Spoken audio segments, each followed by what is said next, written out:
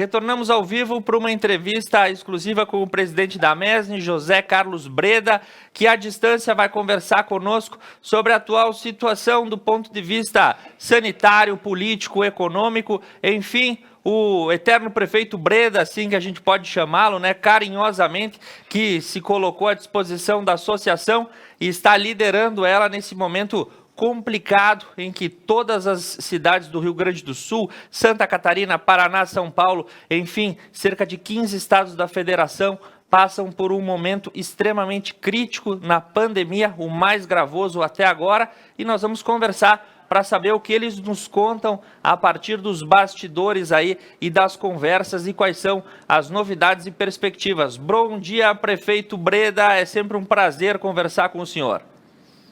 Bom dia, Tiago, bom dia a todos aqueles que nos assistem, que nos acompanham. É uma satisfação conversar contigo e com todos e esperamos que dessa nossa conversa possamos auxiliar as pessoas da nossa região, especialmente diante, como você disse, do quadro mais crítico, mais difícil que estamos passando neste momento. Não há dúvida nenhuma, nós que assumimos em abril do ano passado, e a pandemia vem desde março, e parece que nós retrocedemos naquele período de março ainda, do fique em casa, do aguarde o agravamento, e aí procure o atendimento. Se evoluiu muito, se desenvolveu muito durante este período, através do comitê técnico, dos parceiros aí que estão junto com a Mesne, para darmos, pelo menos, uma luz, uma direção a todos esses 49 municípios que estão aflitos aí, suas comunidades diante do atual momento. Presidente Breda, 49 municípios, 49 cidades, 49 prefeitos, acima de tudo uma população aí que soma uma quantidade significativa, não só de pessoas, mas também do núcleo forte da economia do Rio Grande do Sul. Como é que a Mesne reagiu a esse primeiro momento da bandeira preta, quando ela chegou, e também aí a suspensão da cogestão? No começo, claro, se bateu um pouco o pé, mas a gente viu que já nas últimas semanas, quando o governador disse que nós vamos passar aí por 15 dias, já não existe mais aquele intuito de um recurso, de tentar reverter, porque a situação epidemiológica ficou bastante descontrolada. Como é que a Mesne reagiu nesse momento e qual é o principal foco de atuação dela nessa hora? Excelente colocação e pergunta, Tiago. Em primeiro lugar, a nossa região tem 1.200.000 habitantes e do PIB representa 11%, 12% de tudo que se produz nesse estado. Então, é uma região muito pujante, ativamente econômica, de muito trabalho, de muita geração de emprego, de muita produção, e isso exige das pessoas que elas se locomovam, que elas trabalhem, e a partir disso, quando nós tivemos a notícia, a informação, a decisão do governador do estado, de que o estado todo estaria em bandeira preta. Primeiro a nossa região ficou uma semana, depois todo o estado. Aí, se você olhar pelo aspecto legal, constitucional, nem o presidente da República, e muito menos os prefeitos, têm o poder legal de alterar isso. Se rebelar no momento desse também não é o mais recomendado.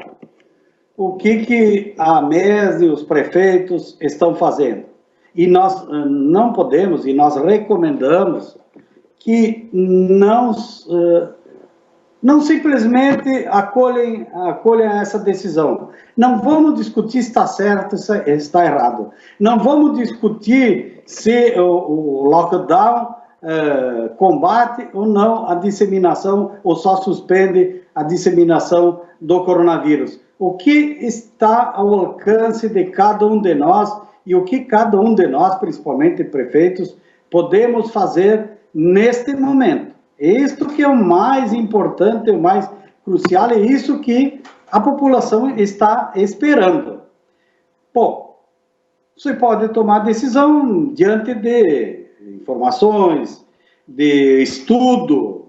A gente ouve muita coisa sendo falada aí que não tem fundamento nenhum, inclusive por tidos especialistas, pelo comportamento que se teve durante este período. Eu não falo como médico, sou economista, eu falo de tudo que se estudou e, claro, com o apoio de médicos, enfermeiros, especialistas nesta área, o comportamento da pandemia do vírus, principalmente nos meses de novembro, dezembro, e especialmente agora no mês de fevereiro para março, ele mudou completamente.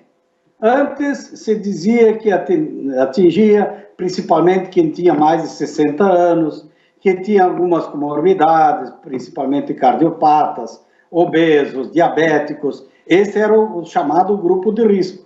O que se percebe agora? Que 32%, por exemplo, são jovens praticamente que estão adentrando nos leitos de UTI e indo a óbito, ou seja, pessoas saudáveis. Então, atingiu uma camada maior de pessoas, atingindo os mais jovens, e também pessoas saudáveis. 4% dos óbitos na nossa região são de pessoas que estavam saudáveis e com menos de 40 anos aí que acabaram indo a óbito.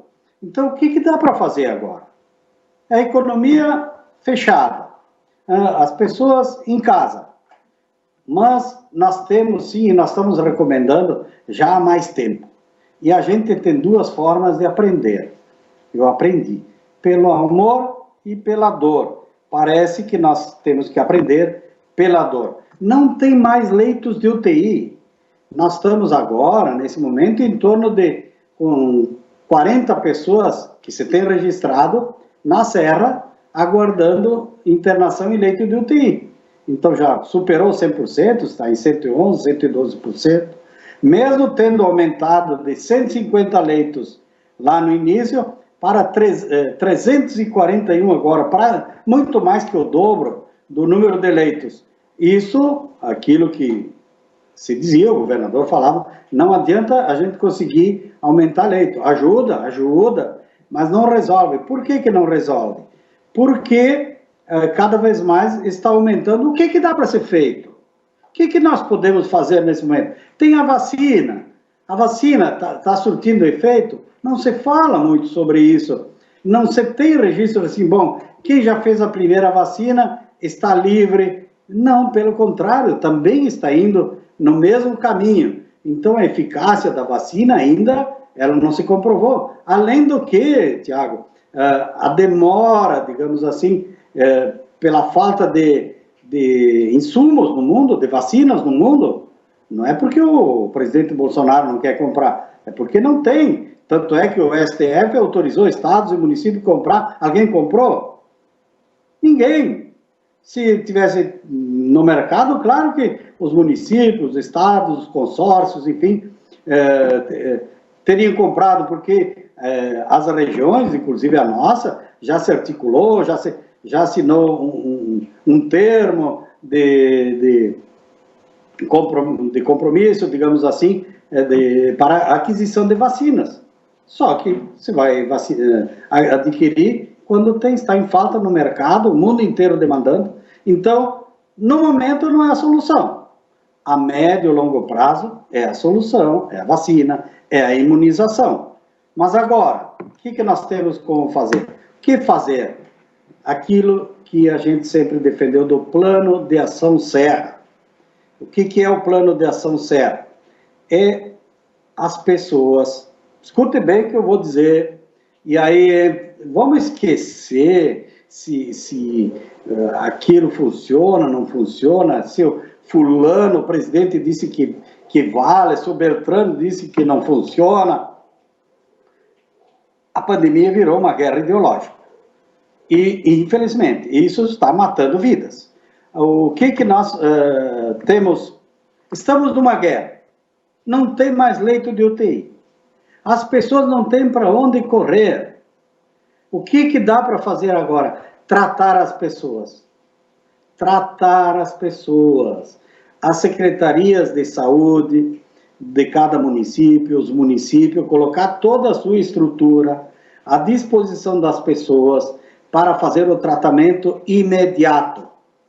Não esquecer a palavra precoce que virou pecado. Vamos falar tratamento imediato, porque aí se comprova, na nossa região, no mínimo, Tiago, 50% de redução de leitos de UTI. No mínimo, 50% de óbitos. Cairia pela metade se todos os municípios fizessem o tratamento imediato nas pessoas. Qual é o medicamento? É a ivermectina, a hidroxicloroquina, é vitamina D, é zinco, sei lá o que, esses medicamentos todos. Cada médico vai prescrever.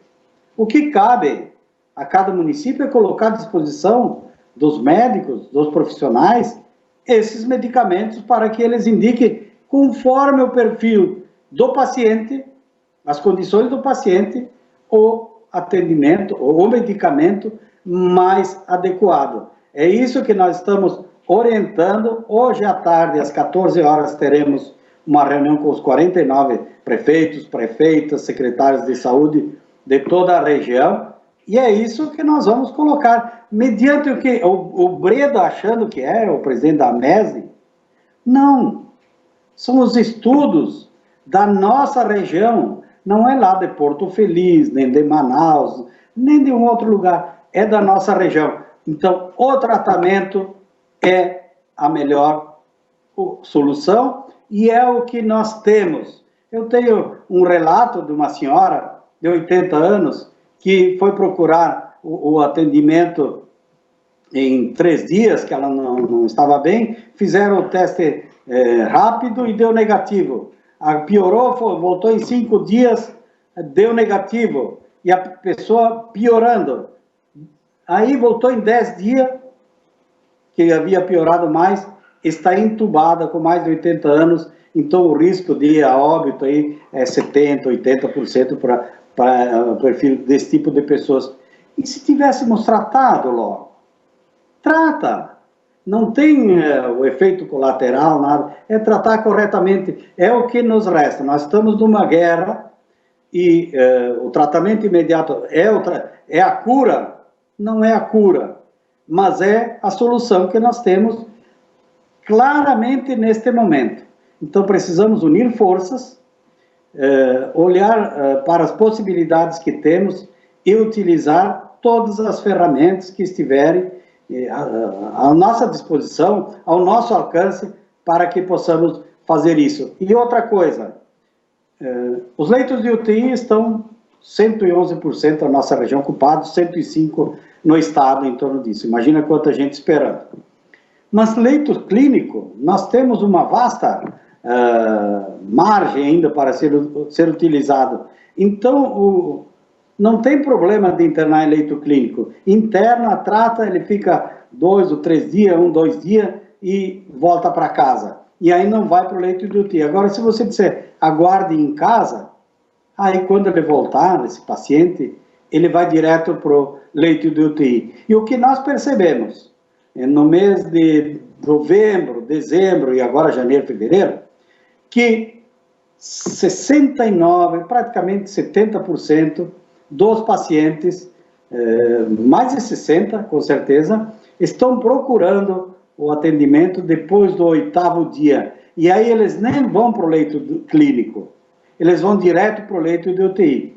E dos que vão para o leito de UTI, 50% vão a óbito. Os que vão para o leito clínico, 9% vão a óbito, pela estatística da nossa região. Então, qual é a solução? Não poupar de internar em leito clínico. É isso que nós vamos passar agora à tarde para os prefeitos, mediante essas evidências ao longo de bastante tempo. A partir disso, cada um vai tomar sua decisão, sua estratégia para melhor atender. Este é o caminho claro que nós temos e objetivo neste momento. Bom, se surgir outra alternativa, logo em seguida, ótimo, que bom. Mas no momento é isso que nós temos, Tiago. E, presidente Breda, então, nesse momento, o senhor traz essa informação de que a orientação que vai ser passada aos municípios da associação é que façam o tratamento imediato, conforme a perspectiva de cada médico em cada caso clínico que receite aí os medicamentos que julgar necessários para desenvolver o tratamento. Então, isso passa aí ao crivo de cada profissional da saúde e cabe à municipalidade ou, enfim, ao poder público dispor desses medicamentos necessários. Não se trabalha mais com aquela questão de um kit específico de X medicamentos e se abre o leque para que os profissionais da saúde possam indicar um medicamento que julguem necessário. É mais ou menos essa mudança que a gente pode constatar a partir de agora? Exatamente isso, porque o ato médico ele é sagrado, ele tem que ser respeitado. E a decisão final é do médico e do seu paciente. Então, digamos, um cardiopata não é recomendado a hidroxicloroquina, digamos assim. Ele vai receitar e prescrever outros medicamentos que tem lá na farmácia do posto de saúde do município. Você falou com muita propriedade. Muita clareza, obrigado aí por nos ajudar nesta tarefa de informar as pessoas, porque há muita desinformação. Você tem direito ao tratamento. Você que está nos assistindo tem o direito de tratamento. Se o médico que você procurar, ele entender que não cabe o tratamento, você tem o direito e o médico tem o dever de informar qual é o colega que pode tratar sobre esse assunto e aí encaminhado para este médico e aí aquilo que você disse, de acordo com o estado de saúde, com as condições do paciente e ele vai prescrevendo a medicação que ela pode ser crescente, mas a partir desse momento já tem um monitoramento, um acompanhamento direto, médico, paciente, equipes de saúde, para ver a evolução deste paciente. E aí sim, nós passamos a ter chance de salvar vidas. E elas estão acontecendo. Nós comparamos quem fez e quem não fez. E aquilo que eu disse, no mínimo 50% menos de UTI. Imagina se nós tivéssemos 50% menos ocupação de UTI na Serra. Nós teríamos perdido, pelo menos nesses meses aqui de novembro, dezembro, no mínimo teríamos salvado aí umas 40 vidas. Puxa vida, isso é um número muito significativo. Então, vamos trabalhar isso, essa orientação. A Secretaria da Saúde, o município, o prefeito, vai colocar à disposição dos médicos, da equipe de saúde, todos esses medicamentos. Já tem, a maioria já tem. E estão disponíveis no mercado, esses não estão em falta. E orientar a população que nos primeiros sintomas procure o atendimento médico. Aqueles sintomas que são divulgados. Bom, a partir disso também reforçar a questão do isolamento, do uso dos EPIs, de álcool gel, todos aqueles cuidados que incansavelmente se passa, tudo isso ajuda. Então, está na mão de cada um de nós fazermos a nossa parte e, além de salvar a nossa vida, ajudar a salvar a vida de outros, principalmente da própria família, e isolar aqueles que estão contaminados. Aí que mora o grande perigo, pessoas que sabem que tem o vírus e continuam circulando, mantendo contato com familiares mesmo, e aí acaba disseminando e levando a óbito pessoas de sua própria família. Isso, para quem se salva e fez isso por descuido, a consciência deve ficar muito pesada e logo depois desses episódios. E, presidente Breda, o que o senhor pode nos falar? Foi falado sobre a vacina, nós temos informação aí de diversos municípios se mobilizando em torno de consórcios, como, por exemplo, o CISGA, aqui na região. O que a MESNI tem a dizer sobre a possibilidade da aquisição de vacina? Se fala muito agora de negociações diretamente com a União Química para a compra da vacina Sputnik V. Temos algum prazo, alguma perspectiva para uma chegada massiva de imunizantes na região? Bom, a aquisição, por que ela é feita através de consórcio, com a consórcio da Metropolitano também, com outros estados do país, porque ela deve ser feita em grande quantidade. Não pode só a região da Serra, mesmo com toda essa 1.200.000 habitantes, isso é pouco no momento atual para a aquisição dessas vacinas. Então, os municípios da nossa região assinaram o protocolo de intenções, que habilita, e através dos consórcios de várias regiões, junto com o governo do estado, estão mantendo, FAMURS também, mantendo tratativas com esses laboratórios, assim que estiver habilitado pelo Ministério da Saúde, pela Anvisa, e disponíveis no mercado, serão adquiridas pelos estados e municípios. Mesmo assim, Tiago e a todos, se o governo federal disser, não, nós vamos comprar essas vacinas e vamos disponibilizar, os municípios, os estados, nesse caso, não farão a aquisição direta. A prioridade, está correto, é com o Ministério da Saúde, porque também os municípios têm que ter o cuidado de não retirar recursos daquilo que é sua obrigação primordial e principal, o atendimento básico da saúde, a saúde básica, que deve ser primária, que deve ser feita, porque se o município tirar recurso da atenção básica e colocar na vacina e descuidar da primeira, poderá, além sim, trazer outros problemas que o cuidado com a saúde das pessoas, na saúde básica, também é um fator que pode diminuir e inibir a contaminação do vírus e, principalmente, o agravamento, porque as pessoas que têm melhor imunidade, que estão mais saudáveis,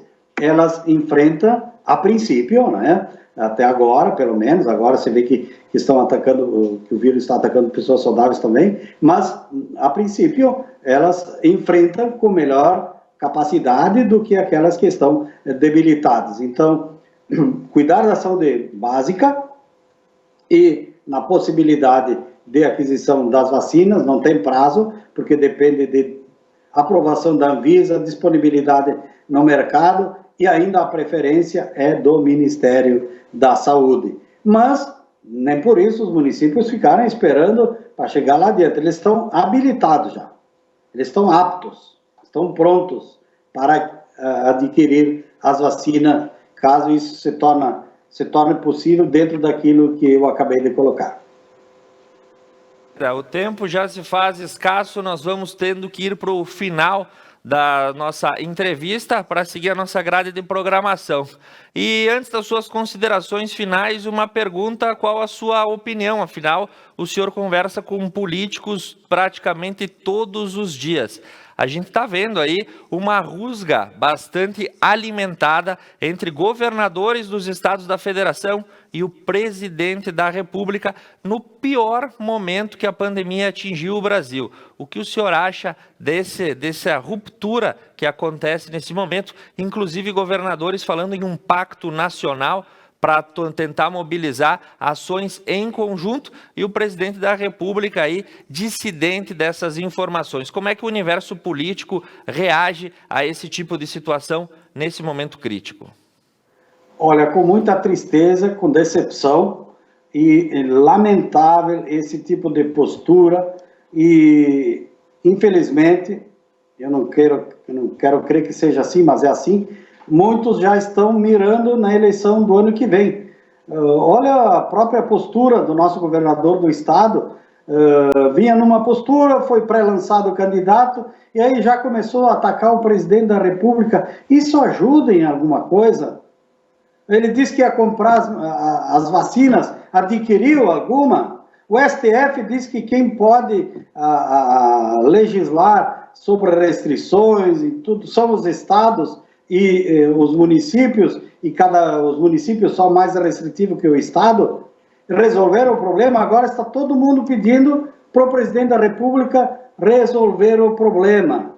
Não há espaço para isso. É triste, lamentável e vergonhoso para o país ter políticos que, num momento como esse, se servem para fazer politicagem críticas.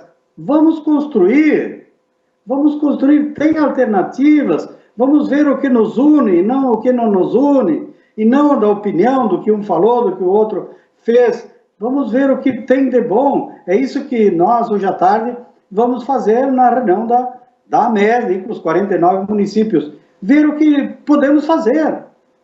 Qual é a política efetiva do Estado? Eu tenho perguntado nas reuniões com o governador, qual a política efetiva do combate além da restrição? Qual é a orientação? Alguém lembra de alguma orientação da Secretaria da Saúde do Estado, do governo do Estado, para que as pessoas façam nesse momento, além do fique em casa, feche tudo? Não tem. Nós temos.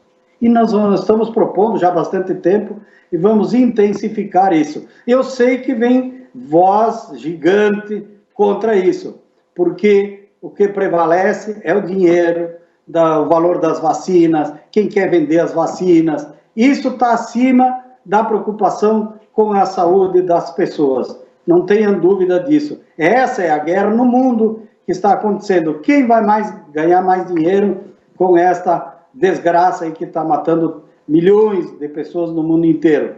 Agora, cada um de nós, aquilo que eu disse, fazer o que estiver ao nosso alcance. Se aqueles que deviam dar o exemplo não estão dando, vamos fazer a nossa parte, cada um de nós, os prefeitos, secretários de saúde e você que está nos acompanhando também pode fazer a sua parte. Criticar, achar culpados agora não adianta. E não tem dinheiro que compre leito de UTI também. Nós temos que nos cuidarmos para superarmos e espero que seja em breve, teremos mais uma semana e meia, a princípio de pico, são 3 picos que as altas elas dão, estamos no segundo, concluímos o segundo, agora vamos para o terceiro, que possamos passar e aí seguir em frente com as vacinas, com mais unidade, com mais união e com mais concórdia neste momento que deveria nos unir e não nos separar. Presidente Breda, mais uma vez, obrigado por ter aceitado o nosso convite, obrigado pelos esclarecimentos que elucidam muitas dúvidas, né? Os fatos chegam de todos os lugares, mas a gente sempre precisa ter uma voz que direcione aí a opinião e o senhor sempre é muito sensato nas suas considerações. Muito obrigado, um bom dia e uma boa reunião hoje à tarde. Muito obrigado, um abençoado dia a todos. Muito bem, você acompanhou aí a entrevista com o José Carlos Breda, presidente da AMESN, falando sobre a atuação da associação nesse momento da pandemia, busca por vacinas, os tratamentos, o que é indicado nesse momento. Enfim, após um ano, nós estamos de volta ao mesmo lugar e temos que sim sair dessa situação de alguma forma. Beto Guidini, mais alguma informação? Nós temos a informação de uma virada de tempo, né? A previsão do tempo deu uma virada agora pela manhã. A previsão para essa terça-feira é de chuva aqui em Nova Prata. O dia amanheceu com 14 graus e à tarde a temperatura poderá chegar aos 23 graus. Neste momento, fazem 21 graus aqui em Nova Prata. E nós vamos encerrando, né, Thiago? Isso mesmo. O Conecta News volta amanhã, quarta-feira, a partir das 8 horas da manhã. Conecta Mais TV é muito nossa. Um bom dia e até lá.